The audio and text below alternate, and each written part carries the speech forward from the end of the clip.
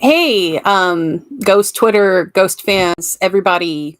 Hi, I'm Jessica, and you guys were blowing up my Twitter feed, and I appreciate it and I love it. So I decided let's go live and talk Ghost. So here I am.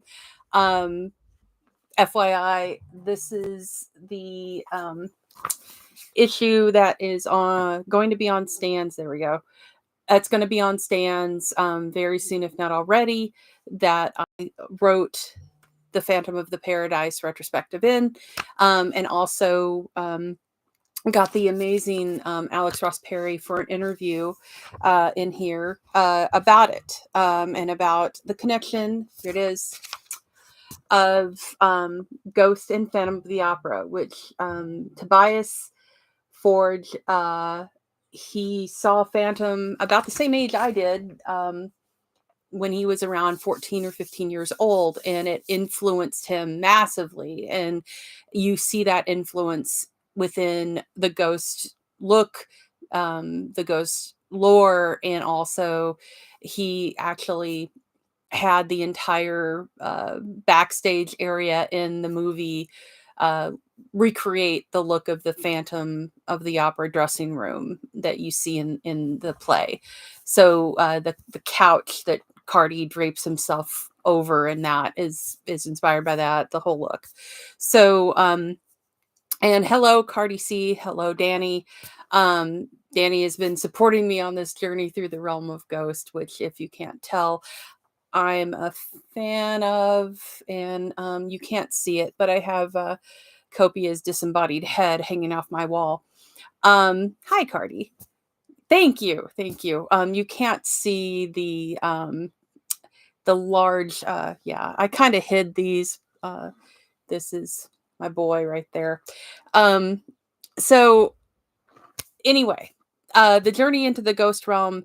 Alex Ross Perry was my first interview into that, and it was really fascinating to talk to him about the influences of the Phantom and how the film itself came to be made right here, right now.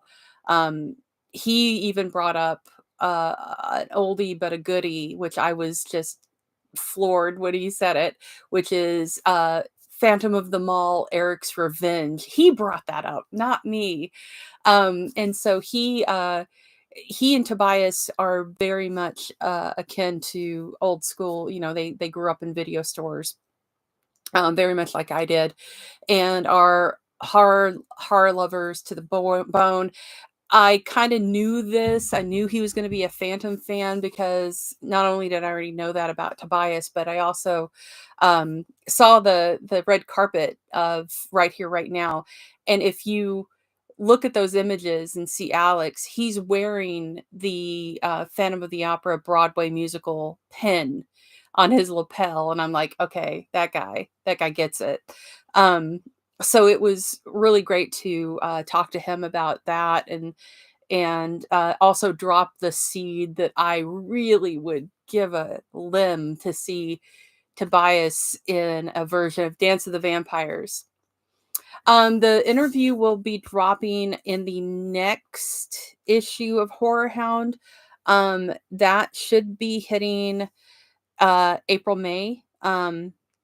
And the last issue of the comic book, thank you, Alyssa, for asking, will be, I believe it drops in June. So it will be prior to the final issue of Sister Imperator, which in this interview, Tobias, that I just had with him, dropped a lot of hints about there possibly being more than just that comic.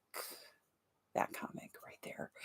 Um, it was a very interesting interview, and I think you're really going to like hearing from him, and because I didn't, and maybe to the detriment of some people, I didn't want to focus on. Um, I didn't bring that up. Carky's asking about the sibling thing. I didn't bring that up. I really wanted to focus because I knew I wouldn't have him for long. I got him longer than I thought I would, and we actually went over. We were supposed to have 30 minutes, and I think we went for 40 because when you get two geeks together, like talking about movies and art and things like that, it goes over. Um, so it was with Alex, it was really neat to get that insight into to hear about what it went into making that film, which was a lot of work.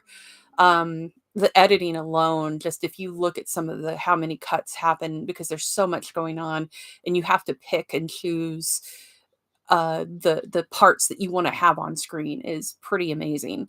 So yeah, you want to make sure. And please, if you have questions, bring them up.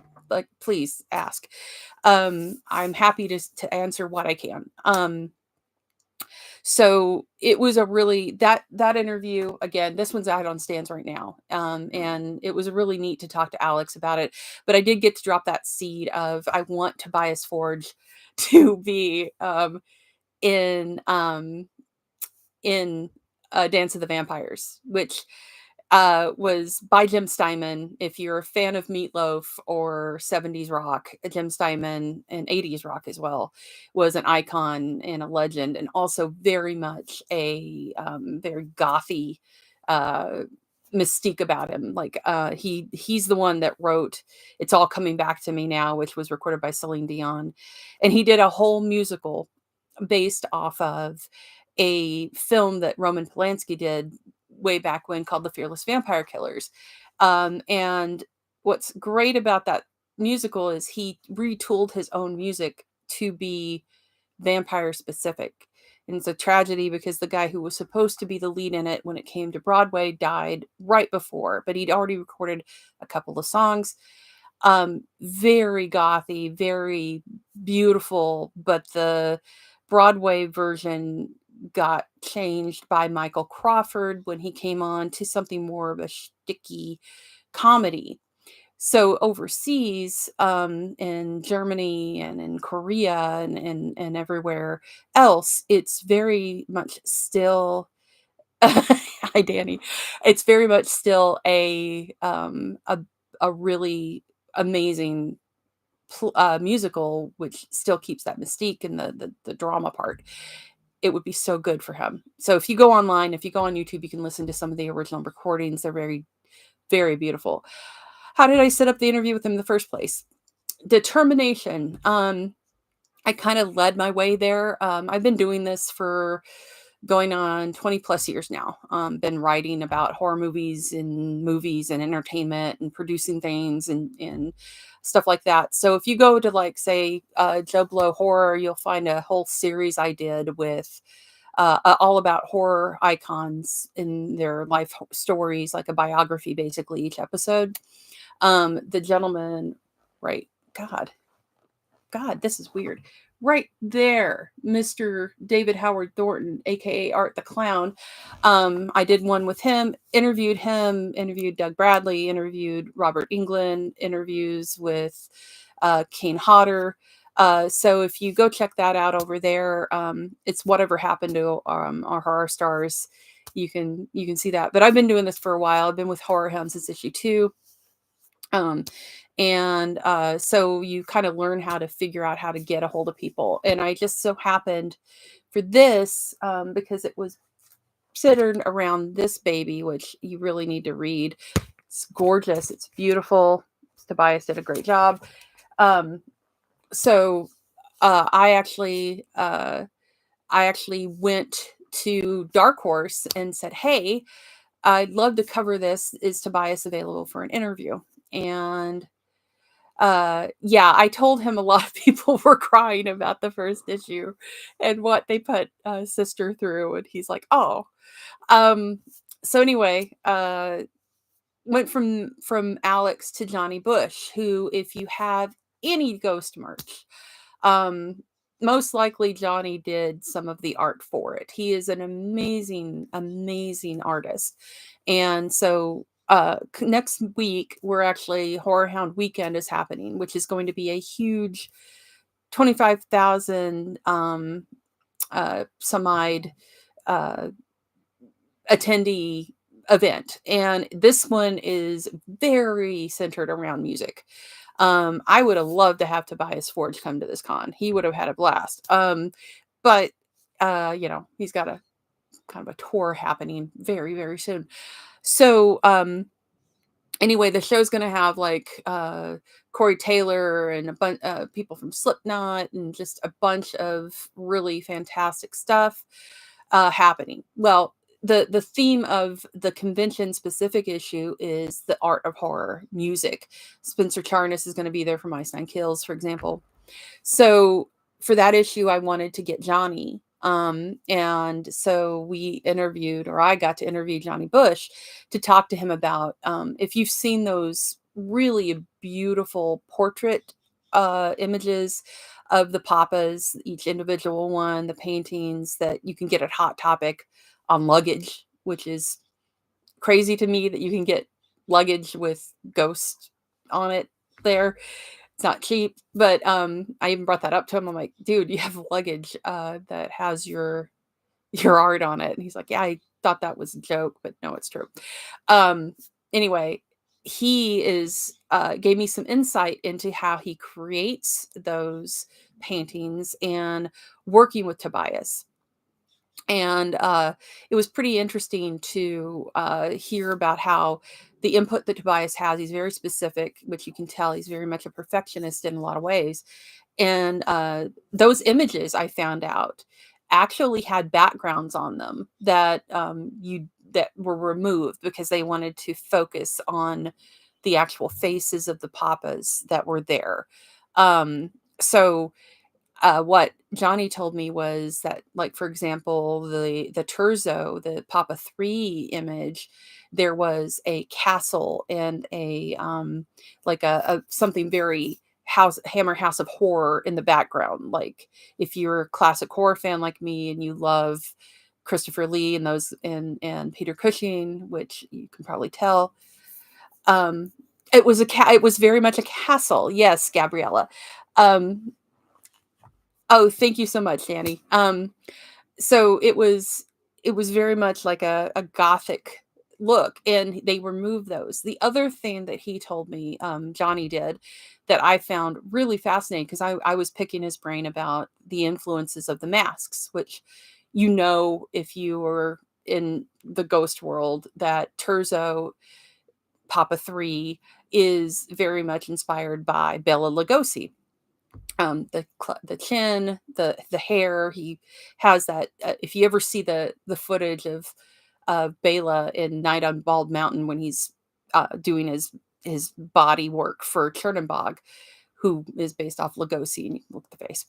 Anyway, he has that hair that Terzo has. It's parted and flopping around. So he's very much based on that. Jonny told me that he will start those portraits by drawing the face first, so without the paint. So the papal paint, he'll draw the face first.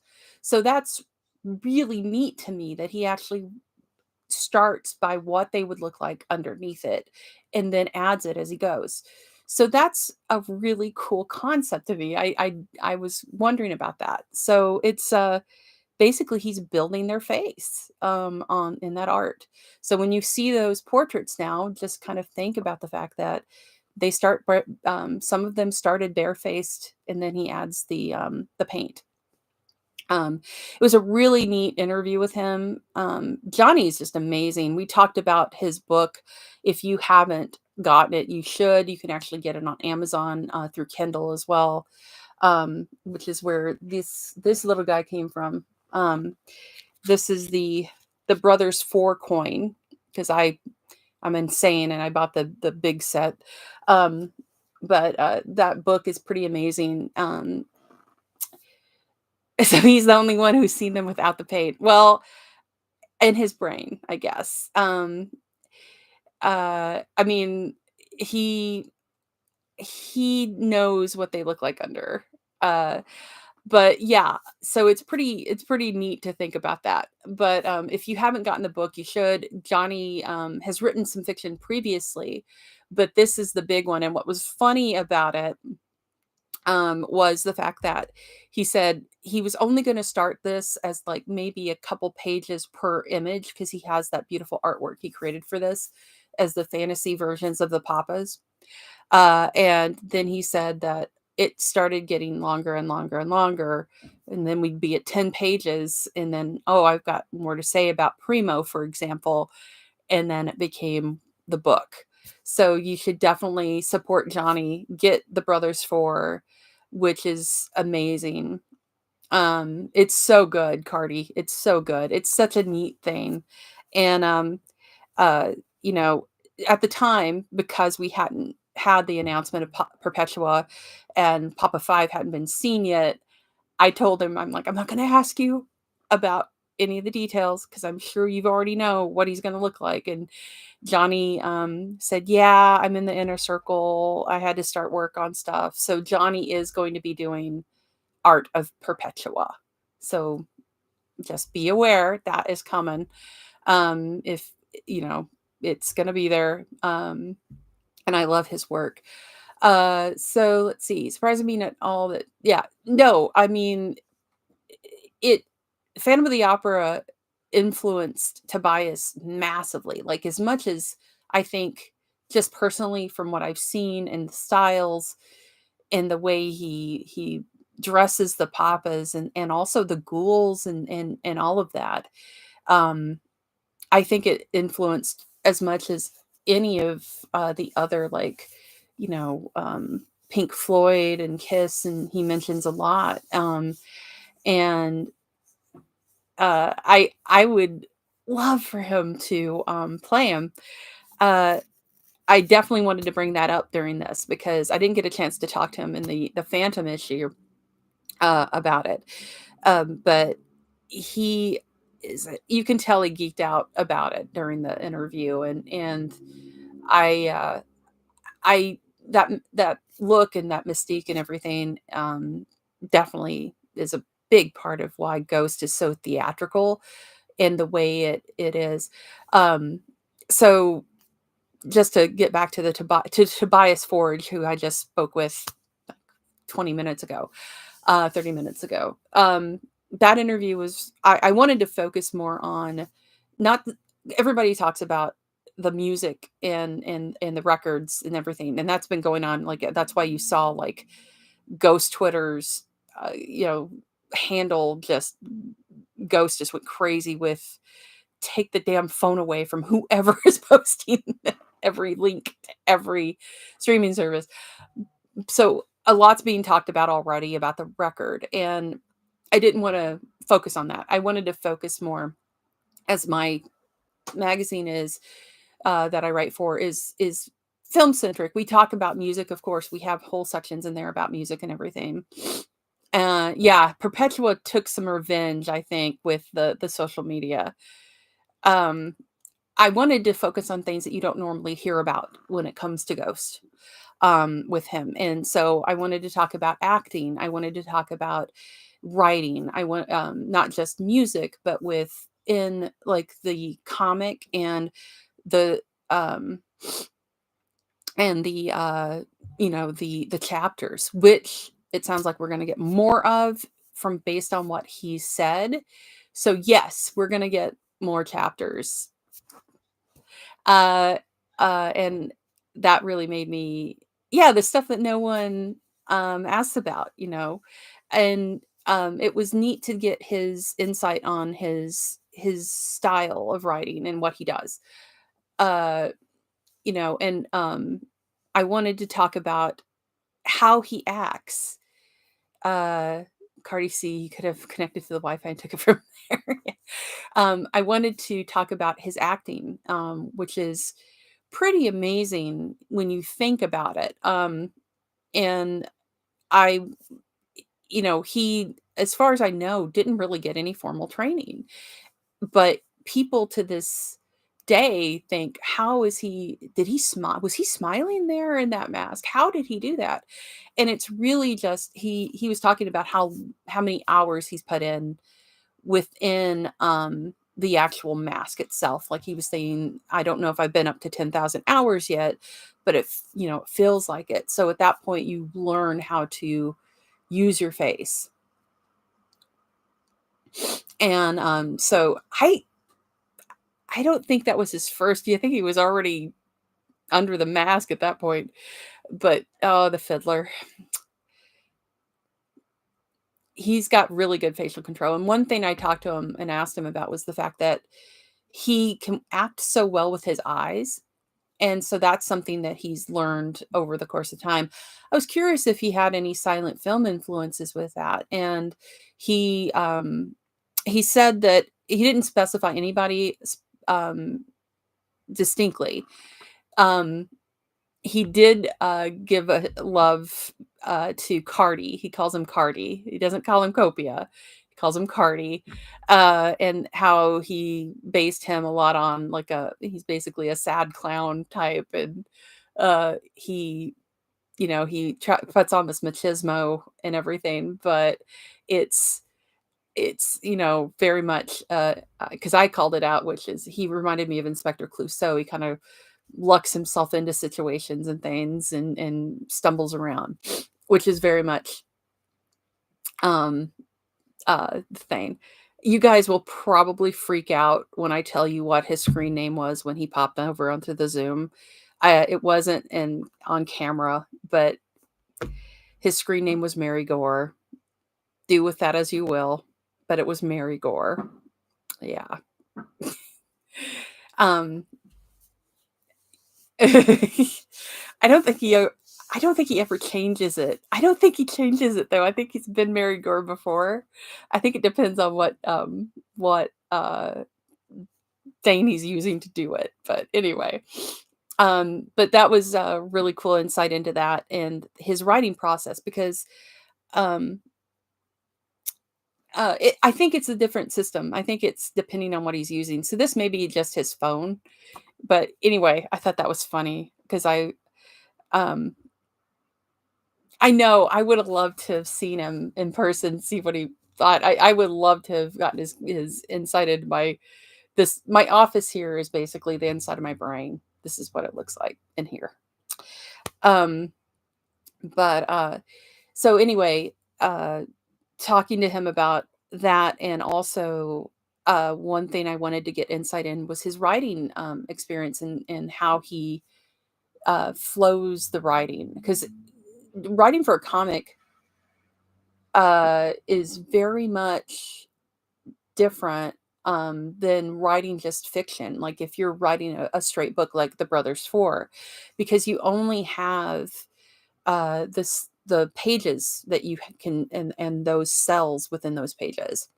So it is different. And Tobias had never really done a comic before ever, and even though he'd read some comics, and we talked about Kiss having their own comic he even has it with the blood and the ink. I can't remember who I said the joke to, but I was always like, boy, what would Copia put into the comic ink if he could? I don't think it'd be blood. We'd be probably horrified by whatever Copia would pick to put into the comic ink. Especially if it was Terzo too. We would definitely be horrified. But it was really cool to get that insight from him on that process. Yeah, I know, Cardi. Oh no. And also he hinted, did he talk any more about Copia now being freighter and what he's going with him? He didn't go into detail about that. I did ask about the fact that the journey of Copia. And it sounds he didn't go into depth because he wants to keep stuff a surprise. But he definitely made it sound like the comic, which again, just so you guys know, if you don't remember, is out now. He did very much say that the stuff in the comics will be connecting to the chapters. So you can expect, from what I got from him, there will be more chapters. And you'll want to read the comics because it sounds like he's doing a connecting thread through these, which isn't surprising. So definitely keep your eyes peeled for that. And also he definitely hinted, he even said wink, wink at one point about another movie. So, mm, mm, yeah, no, yeah, there was something, there's something. He's being a little sneaky. A little something, something. It's probably coming. Probably not for a bit since he's going to be on tour for a frickin' year. But who knows? Maybe the Skeletor, which I still love that. Thank you, Masters of the Universe, for that verbiage. I don't know if they're going to be filming anything on this tour, but he definitely made it sound like there's something coming up. So we'll keep your eyes peeled. He's a sneaky little shiz, but we'll see. Uh, but yeah, it was. He's very very thoughtful in his answers. Did you get to listen to the album? Sorry, I missed the beginning of the song. Oh, no, no worries, Chris. No, I didn't get to hear the album because this was specifically about the comic. And actually, Tobias made a point of saying he was very happy to get to talk about the comic book because the everything's been focused on the album and the tour and everything. So he's like, this kind of got lost in the shuffle. So he's very happy to get to be able to talk about this. One thing I mentioned to him and he said was very much he wanted this style within the comic. Because if you've I don't know how many of you have read issue 1. You need to go get it. It's amazing. I will warn you, it gets really, really, really dark. Really, really, really dark in at certain points. People have been talking about on here that uh, that I didn't get the red foil, but the fact that it made them want to cry. He did get deeply involved with the comic. Um, I the story's his story. He made this, and it's so we also talked about if he wanted to do another comic, what it would be. But one thing I wanted to talk about was the style of the comic, and that's one thing we talked about was I loved in the comic um, the progression because it starts in the 1950s and then it goes through the 70s.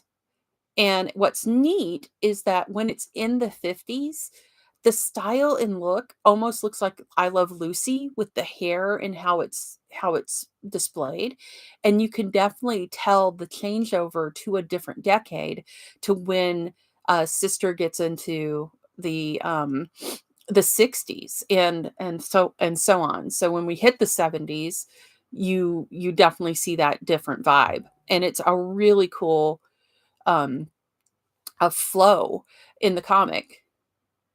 But they don't have my country on the site. I couldn't order it. Oh, well, uh, Chris, if you have Amazon, they do have it on Kindle, I believe.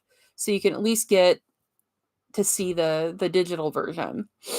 Um, so very much a neat progression and style, and Tobias very much wanted that in there. So again, you know how he is. He's got his vision and how he wants to be seen. So that was part of it. But the way he wants it to progress, like if you look at this, my prop here, it says, even though it's backwards, from the world of Ghost, which means there's a whole world of stories that he could go into. So one thing I wanted to ask him, because I would love to see Terzo on an adventure or Primo, who we don't really know that much about. And I'd love to see that.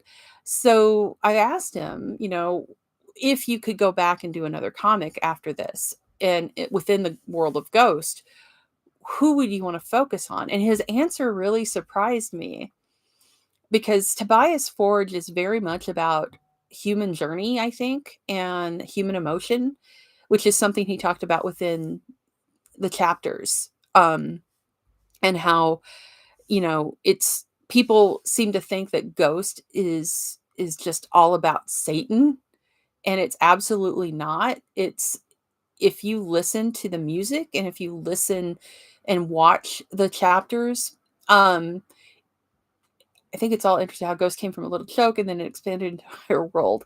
That's one of the best parts about Ghost. It's not just a band. Yes, exactly. It is a whole thing, and that's part of the reason it's my kind of crack. Sometimes I'll say it's my kind of porn, but it's beautiful, it's gothic, it's got everything, and, I love he's grown it into this. This is my kind of shiz, because I love a good story, I love good content, I love the look, I love the music. So, but he's very much about, like, the human aspect of it, and, which is why, you'll have during a show, happening right here, right now, and all these other shows where, Cardi will just start talking about, be in the moment, live your life, see it as it is, good things happen, bad things happen, but you have to stick with it. Um, and it's, Tobias knows that from experience. I and I I hate bringing this up, but it influenced a lot, which was the loss of his brother. And I didn't bring that up during the interview, and don't do that if you ever talk to him unless he offers something about it. But that loss and the balancing of it, um of he even talked about previously of he felt like he made a horrible deal without knowing it to trade. And that's part of the why Ghost is, I think, so emotionally connected to him, is because he sees what he's doing as this, he would love for his brother to see it. And maybe he is, depending on how you believe. He gets to see his brother live out a dream. Um, so I think that means the world to him, and that's where a lot of that emotional connection comes from, and uh, why he feels this way. And so when he answered me about who he would like to see in another comic, it was Sister Stepfather, who is a true bastard. If you've read the first issue. And so that is uh a surprise, because he wants to tell the story of how he became that way, because it's a progress, because you don't just get born like that. And I think Tobias, you know, yeah, the dark Christianity aspect, because he lived through that a little bit too, and God knows I have. Like I grew up raised Southern Baptist, and let me tell you, you think Catholics have the storehouse of guilt and fire and brimstone and all of that. You've obviously don't know too many Southern Baptists. But yeah, going back in time, it would actually go even further back to like the 30s and 40s, with him. Yeah, my family's, yeah, I won't get into that. It's it's its own thing. Um, yeah, trigger warnings in the comic. I mean, I could totally understand with some of that aspects, but he's definitely, it's not just a throwaway. One thing he did talk about, like we were talking about the Kiss comic, like the original, the one that they put their blood in. Um, it was very much not a. It was very much a kind of a throwaway story. Not gonna lie, it wasn't great. They got better with their comics more recently. Alice Cooper did a fantastic one, and has another. He's been doing it for a while too. But Tobias wanted to make sure that um, he wanted to have an actual, real, and important story within his comic, and so he put that in there, and it is. and it talks to abuse. It talks to horrible abuse and things that women went through. Um, I think a lot of people were surprised that the first Ghost comic was all about Sister. You wouldn't have thought that. A lot of people would have thought it would have been about Neil or, any of the Papas. But no, he went with Sister and a strong woman, a very strong woman, the woman who went through hell literally to get to where she was and became head of the ministry. And sadly, her story in this isn't unique in one way, where you suffer abuse. Especially back then, women were treated like, in the 50s, women were treated, there was this facade of a beautiful life, perfect world and everything, and it wasn't real. They like to pretend it was, that it was this decade of beautiful, you know, Ozzie and Harriet and Leave It to Beaver, what have you, but it wasn't that. It was not pretty. And so what's nice about, I guess nice is a word, the design of this comic is the fact that it has that veneer of the 50s and the perfect setting, but it's um very, very dark, and not good things happen and that underneath that veneer. And that's what he wanted to say, and it's true. And we need to do better. And we still need to do better, especially right now, right here, to paraphrase, with everything going on in our country right now, my country, is the mask has been ripped off, and you see just how it's still this way here. And he talked about that too. He's not a fan of our leadership right now. I've heard people complain about the fact that it's a weak character development in the comic because it's soft of like, my life was so bad and now it's like this, but it's not that simple, is it? Oh, hell no, it's not that simple. It is not that simple. Anybody that's grown up in an abusive environment, I mean, Sister's story is an extreme level of that, but um, this speaks to perseverance and dealing with that trauma. It's a lot of trauma. That's one thing a lot of people give a lot of flack to. Ooh, ooh, where are you? These movies, the Halloween movies, the new ones, um, and about how they progressed in their stories. But what I liked about them, and this is a thing that Tobias does really well, is utilizes a genre, like horror or fantasy or what have you, to speak to issues and things, and that's what you're supposed to do. Like, that's what this little guy right here, Mr. Rod Serling did really well, which is utilize the sci-fi genre, the horror genre, what have you, any genre, but specifically those two, because they sneak into your head and get into it without you knowing that you're getting taught something or given an aspect that you are not aware of or never thought about. They talk about trauma. The Halloween trilogy, the new one that Ghost did the song for the second film. They talk about trauma, different kinds of it. Each one focuses on a different way, and I really like that because you don't think about it until later, and then your subconscious goes, "Oh yeah, yeah, please, Tobias, save us from the orange." Oh my god. Yeah, he went on a little rant. It was fantastic. It was great. I love ranty Tobias Forge. But yeah, Tobias for president. I don't know if he can, well, we if this guy can be president, I would say Tobias could probably do it. I don't think there's any rules anymore. But anyway, this has been some insight into it. I am very thankful for you all joining me. If you'd like, yeah, I don't blame him. Oh my God, I can't blame him either. But if you'd like, I actually have a podcast that I haven't done in a while, and I wanted to get back on that. So if you would like, I can start on that again and give you more info and goodies and things as I go along. Like I said, I've been doing this for a while, and I'm glad to see you guys are interested. Got about 20 plus years of stuff. So if you check out the YouTube channel here that you're on right now, I've got interviews with Nick Cage.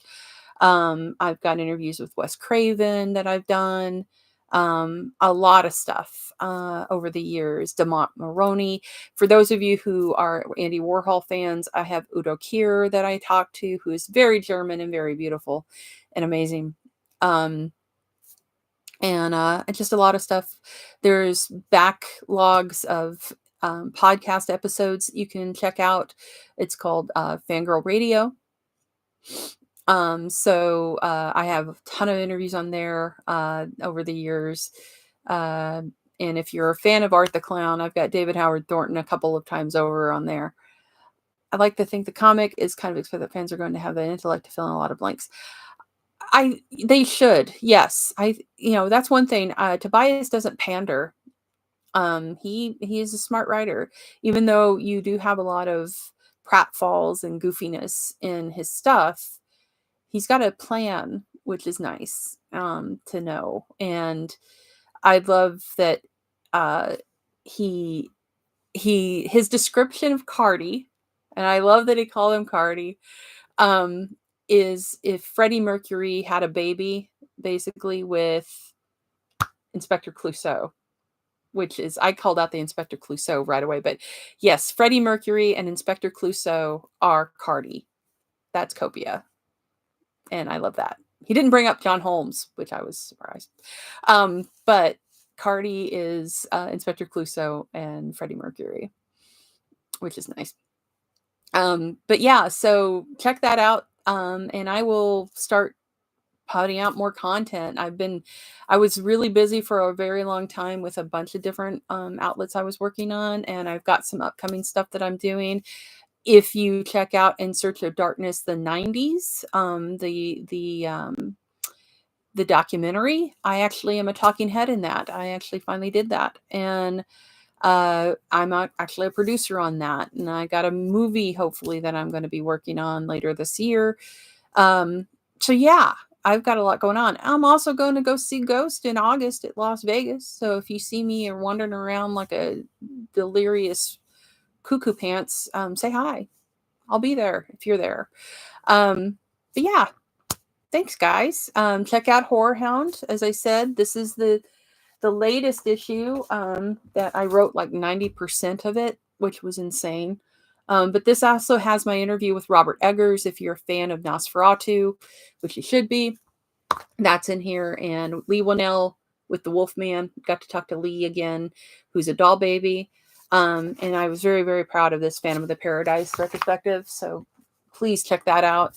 That's the one with Alex in it. And then, yeah, if you're coming to Horror Hound Weekend next week, I'll be there doing videos and doing QA panels and stuff. So anyway, hope you guys enjoyed this. And I will be back later, I guess. I'll come back and give you some more content. But yeah, woohoo!